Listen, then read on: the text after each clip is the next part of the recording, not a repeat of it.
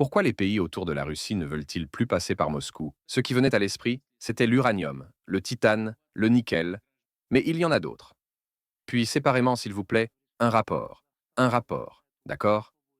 Pendant que les yeux du monde sont fixés sur les chars en feu embourbés dans la boue du Donbass, une guerre bien plus silencieuse, invisible, mais infiniment plus meurtrière, a déjà été perdue par la Fédération de Russie à l'Est. On parle de gaz, on parle de pétrole. Mais Vladimir Poutine pensait avoir encore une dernière carte intouchable à jouer contre l'Occident. L'énergie nucléaire. Rosatom. Le colosse. L'entreprise qui construit des réacteurs pour tout le monde, de l'Inde à la Hongrie. Le combustible qui alimente les lumières de Paris et les porte-avions des États-Unis. Poutine croyait que, peu importe le nombre de sanctions imposées par l'Occident, il finirait toujours par revenir supplier pour son uranium enrichi. Mais il a commis une erreur fatale. Il a oublié un détail géographique qui change tout. La Russie possède les centrifugeuses. La Russie possède les réacteurs. Mais la Russie ne possède pas le combustible.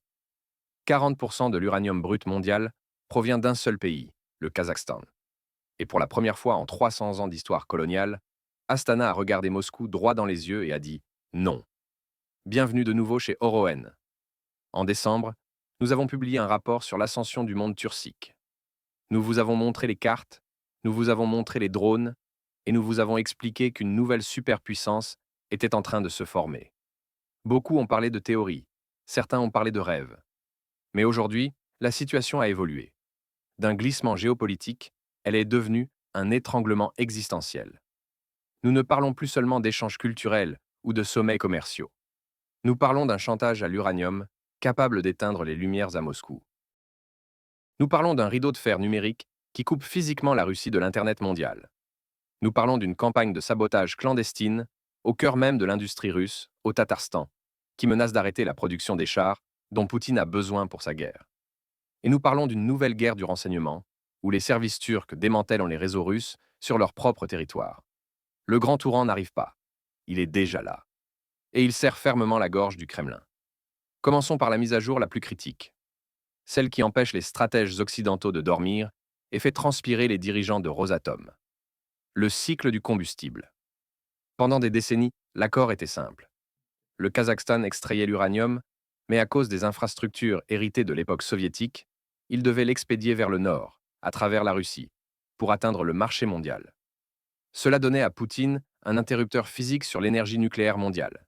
Il pouvait arrêter les trains, faire chanter l'Occident et exiger des concessions. Mais regardez ce rapport précis de World Nuclear News. Le Kazakhstan a officiellement approuvé et activé la route transcaspienne pour les exportations d'uranium. Ce n'est pas une proposition. C'est une réalité.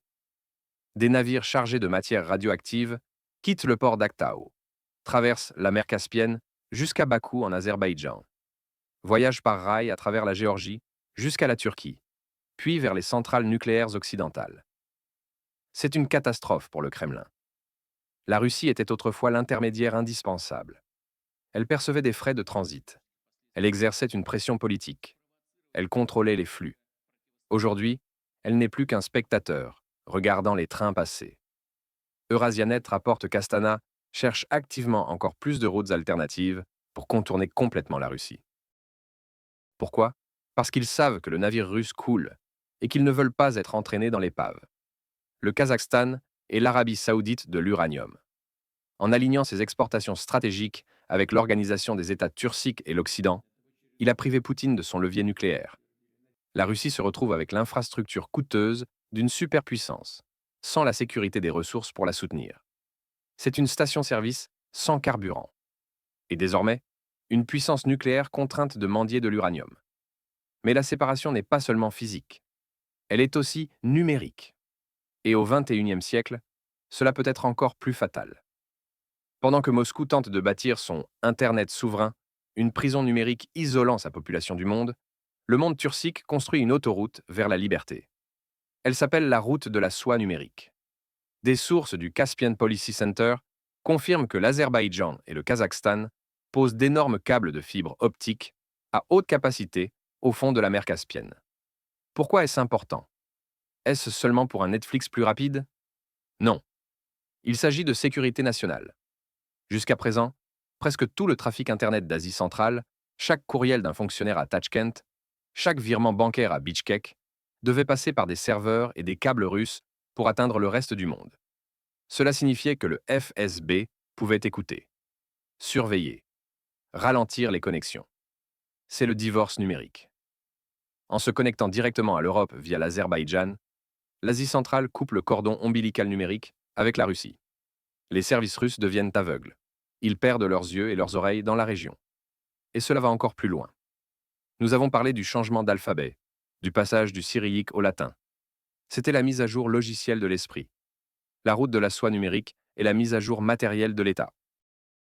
Les générations futures du monde turcique consommeront des contenus, échangeront des données et communiqueront via des infrastructures qui contournent physiquement le Kremlin. La Russie est supprimée de la conversation, et il n'y a aucun administrateur pour la réintégrer. Ce ne sont pas seulement les données qui fuirent la Russie, c'est le sang vital de tout empire, l'argent. Pendant 30 ans, Moscou a été le centre financier de tout l'espace post-soviétique. Si un oligarque ouzbek voulait cacher son argent, il achetait un appartement à Moscou. Si une entreprise kazakh voulait lever des capitaux, elle se cotait à la bourse de Moscou. Cette époque est morte et enterrée. Les sanctions ont transformé Moscou en trou noir financier. Regardez maintenant l'ascension fulgurante du Centre financier international d'Astana, l'AIFC, et des pôles financiers d'Istanbul. Les élites d'Asie centrale déplacent des milliards hors des banques russes, terrorisées à l'idée de voir leurs avoirs gelés, et les transfèrent vers des juridictions turciques et arabes. C'est le découplage financier. La Russie ne peut plus traiter les paiements régionaux. Elle est toxique. Ces banques sont radioactives. Alors que se passe-t-il? La Turquie et le Kazakhstan construisent un nouvel écosystème financier. Ils commercent en monnaie locale, contournant le rouble et le dollar. Quand on perd les banquiers, on perd l'empire. Moscou n'est plus le portefeuille de l'Eurasie. C'est un mendiant qui demande des prêts à Pékin, pendant que ses anciens vassaux bâtissent des gratte-ciel avec de l'argent occidental. Regardons maintenant à l'intérieur du ventre de la bête. Nous vous avons déjà parlé de la prison des nations. Mais concentrons-nous sur un bloc cellulaire critique. La région Volga-Oural. Ce n'est pas qu'un territoire. C'est le cœur industriel de la machine de guerre russe. Le Tatarstan et le Bachkortostan. C'est là que la Russie fabrique les camions Kamaz qui approvisionnent le front. C'est là que sont produits les moteurs des hélicoptères d'attaque. C'est là qu'une grande partie du pétrole est raffinée. Et cette région est en colère, très en colère. La Carnegie Endowment rapporte une fracture croissante que Moscou tente désespérément de dissimuler.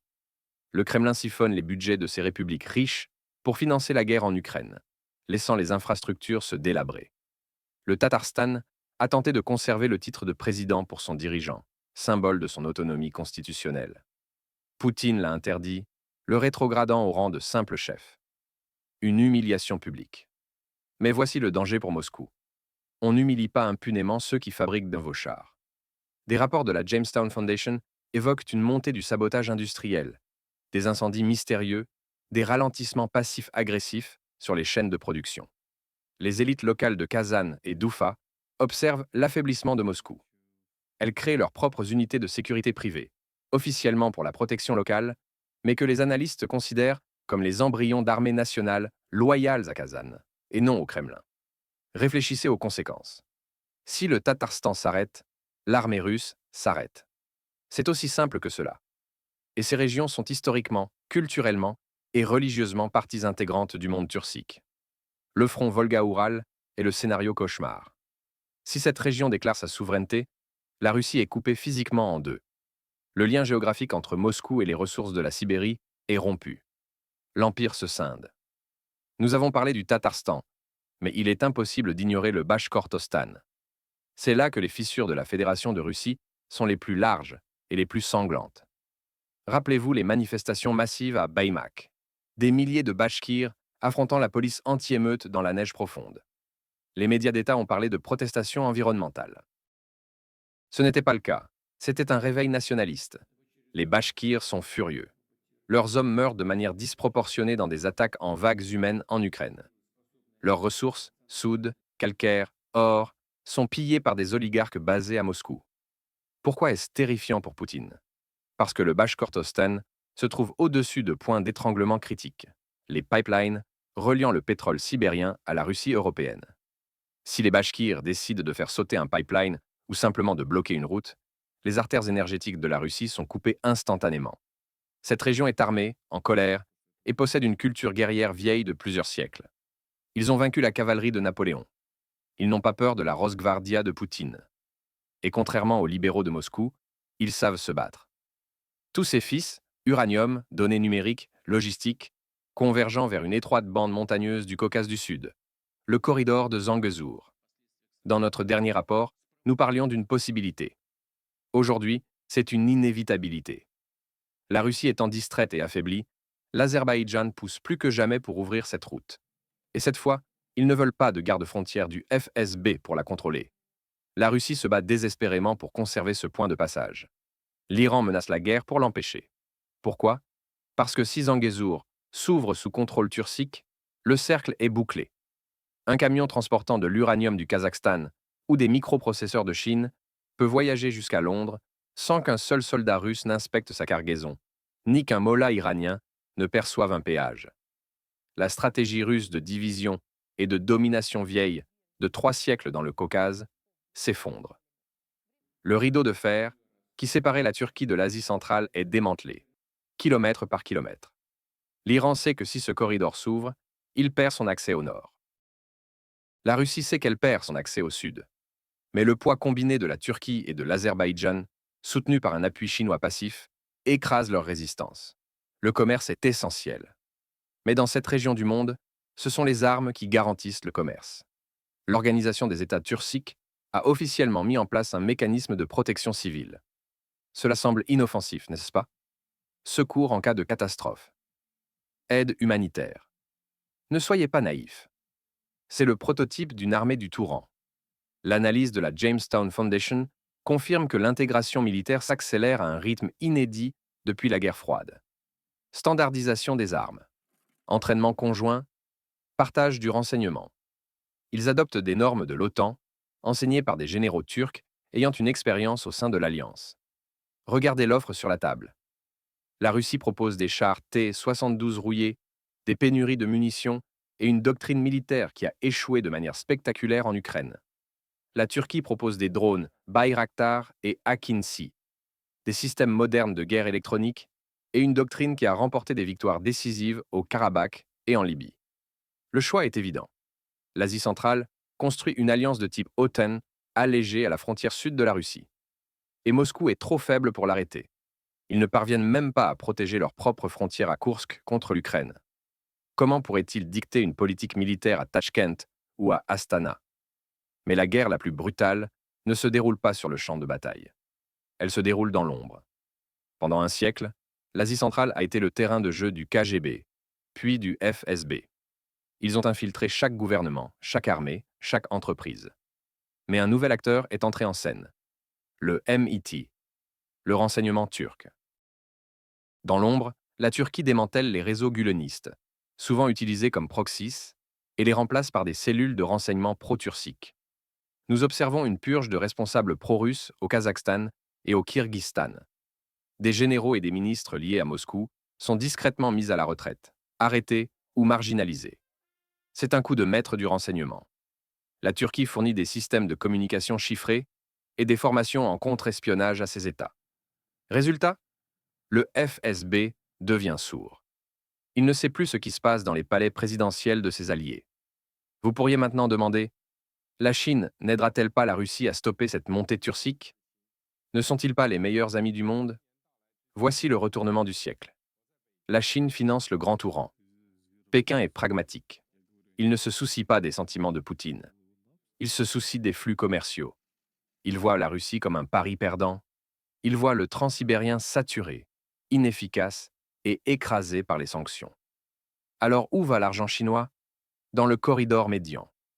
Dans la route turcique. La Chine investit des milliards dans les chemins de fer kazakhs et les ports de la Caspienne. C'est la trahison silencieuse.